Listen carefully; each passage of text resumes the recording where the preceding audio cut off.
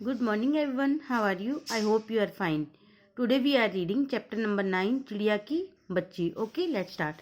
माधव दास ने अपनी संगमरमर की नई कोठी बनवाई है. उनके सामने बहुत सुहावना बगीचा भी लगवाया. उनको कला से बहुत प्रेम है, धन की कमी नहीं है और कोई व्यसन छू नहीं गया है. सुंदर अभिरुचि के आदमी है. फूल पौधे, रकाबियों के होजों में लगे फव्वारों में उछलता हुआ पानी उन्हें बहुत अच्छा लगता है. रकाबी क्या होता है? तस्तरी. तस्तरी कितना होजों में, उसमें क्या फव्वारों से उछलता हुआ पानी, जब फव्वारों से पानी जो उछल रहा है तो उन्हें बहुत अच्छा लगता है. समय भी उनके पास काफ़ी है, यानी कि बहुत समय है उनके पास. शाम को जब दिन की गर्मी ढल जाती है और आसमान कई रंग का हो जाता है, तब कोठी के बाहर चबूतरे पर तखत डलवाकर मसनद के सहारे, मसनद क्या होता है? गोल तकिया होता है. मसनद के सहारे वे गलीचे पर बैठते हैं और प्रकृति की छटा निहारते हैं. इसमें मानो उनके मन को तृप्ति मिलती है. तृप्ति यानी संतुष्टि मिलती है. मित्र हुए तो उनसे विनोद चर्चा कर ली, यानी कि उनके साथ हंसी मजाक कर लिया. नहीं तो पास रखे हुए फर्श पर हुक्के की सटक को मुँह में लिए ख्याल ही ख्याल में संध्या को सोपन की भांति गुजार देते हैं. यानी क्या लेते हैं? फर्श पर जो हुक्का रखा हुआ है उसको मुँह में लेकर और मन ही मन ख्याल ही ख्याल लेते हैं, यानी कि सोचते रहते हैं और शाम को सोपन की तरह सोचते सोचते वो निकाल देते हैं. आज कुछ कुछ बादल थे, घटा गहरी नहीं थी. धूप का प्रकाश उनमें से छन छन कर आ रहा था.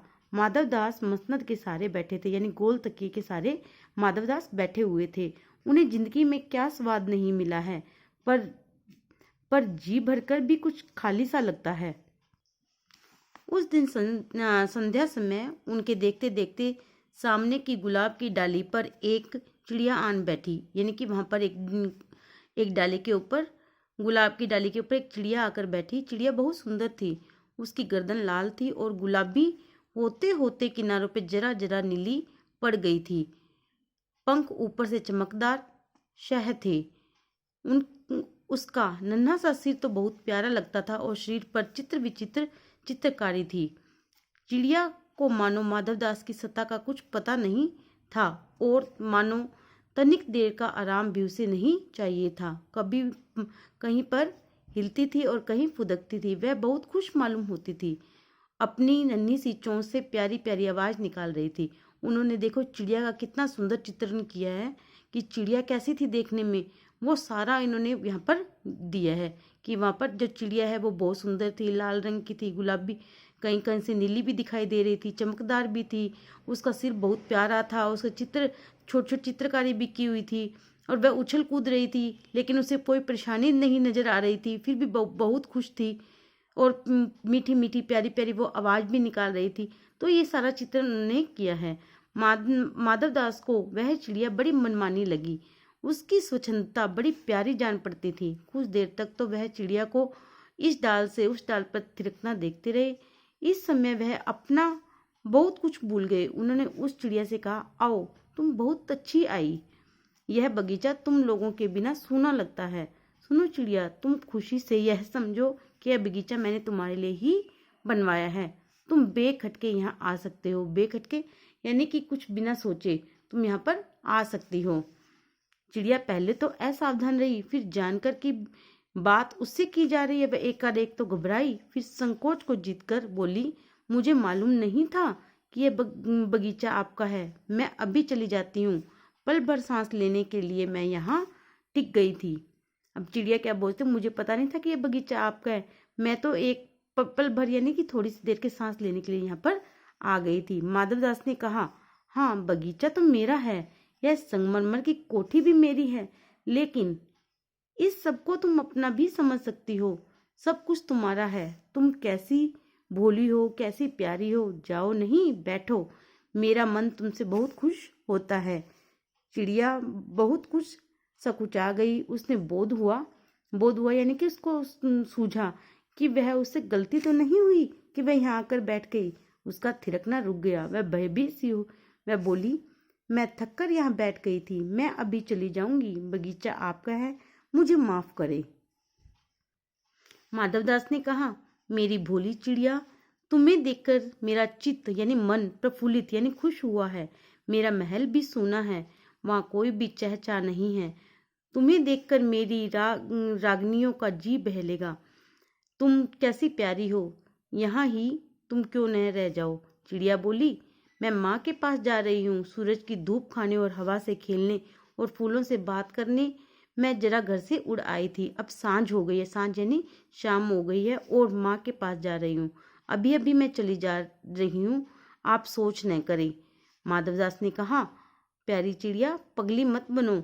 देखो तुम्हारे चारों तरफ कैसी बहार है। देखो वह पानी खेल रहा है, उधर गुलाब हंस रहा है। भीतर महल में चलो, जाने क्या क्या पियोगी। मेरा दिल वीरान है, यानी अकेला है। वहाँ कब हंसी सुनने को मिलती है। मेरे पास बहुत कुछ सोना मोती है। सोने का एक बहुत सुंदर घर मैं तुम्हें बना दूंगा। मोतियों की झालर उसमें लटकेगी। तुम मुझे खुश रखना। मैं तुम्हें क्या चाहिए। माँ के पास बताओ क्या है। तुम यहाँ ही सुख से रहो मेरी भोली गुड़िया। चिड़िया इन सब बातों से बहुत डर गई। वह बोली, मैं भटक कर तनिक आराम के लिए इस डाली पर रुक गई थी। अब भूलकर भी ऐसी गलती नहीं करूंगी। मैं अभी यहाँ से उड़ी जा रही हूँ। तुम्हारी बातें मेरी समझ में नहीं आती। मेरी माँ के घोंसले के बाहर बहुत तेरी सुनहरी धूप बिखरी हुई है, यानी कि बहुत तेज धूप है। मुझे और क्या करना है। 2 दाने माँ ला देती है, और जब मैं खोलने बाहर जाती हूँ, यानी खेलने बाहर जाती हूँ, तो मेरी माँ मेरी बाट देखती है। मुझे तुम और कुछ मत समझो, मैं अपनी माँ की हूँ। देखो चिड़िया ने फिर क्या बोला कि मुझे ऐसा कुछ भी नहीं चाहिए, मैं तो अपनी माँ की हूँ, मुझे अपनी माँ ही चाहिए। माधवदास ने कहा, बोली चिड़िया, तुम कहाँ रहती हो। तुम मुझे नहीं जानती हो। चिड़िया, मैं माँ को जानती हूँ, भाई को जानती हूँ, सूरज को जानती हूँ, उसकी धूप को जानती हूँ, घास पानी और फूलों को जानती हूँ। महामान्य, तुम कौन हो, मैं तुम्हें नहीं जानती। माधवदास, तुम भोली हो चिड़िया, तुमने मुझे नहीं जाना, तब तुमने कुछ नहीं जाना। मैं ही तो हूँ सेठ माधवदास। मेरे पास क्या नहीं है, जो मांगो मैं वही दे सकता हूँ। चिड़िया, पर मेरी तो छोटी सी जात है, आपके पास सब कुछ है, तब मुझे जाने दीजिए। माधवदास, चिड़िया, तू निरी अनजान है, यानी तुझे कुछ भी नहीं पता।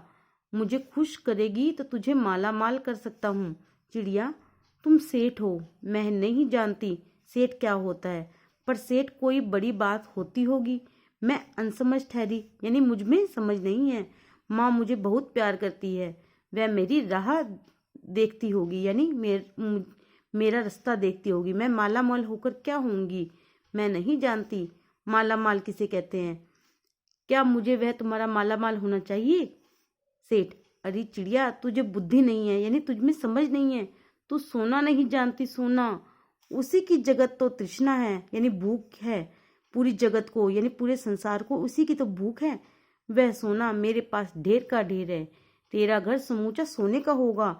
ऐसा पिंजरा बनवाऊंगा कि वहीं दुनिया में न होगा, कहीं भी दुनिया में नहीं मिलेगा। ऐसा कि तू देखती रह जाएगी। तू उसके भीतर थिरक फुदक कर मुझे खुश करियो, तेरा भाग्य खुल जाएगा। तेरे पानी पीने की कटोरी भी सोने की होगी। चिड़िया, वह सोना क्या चीज होती है। सेठ, तू क्या जानेगी। तू चिड़िया जो है, सोने का मूल्य सीखने के लिए तुझे बहुत सीखना है। बस यह जान ले कि सेठ माधवदास तुझसे बात कर रहा है। जिससे मैं बात कर लेता हूँ उसकी किस्मत ही खुल जाती है। तू अभी जग का हाल नहीं जानती, यानी कि वो चिड़िया कह रहा है कि इस संसार का हाल तू नहीं जानती। मेरी कोठियों पर कोठियां हैं, बगीचों पर बगीचे हैं। दास दासियों की संख्या नहीं है, पर तुझसे मेरा चित्त प्रसन्न हुआ है। ऐसा वरदान कब किसको मिलता है।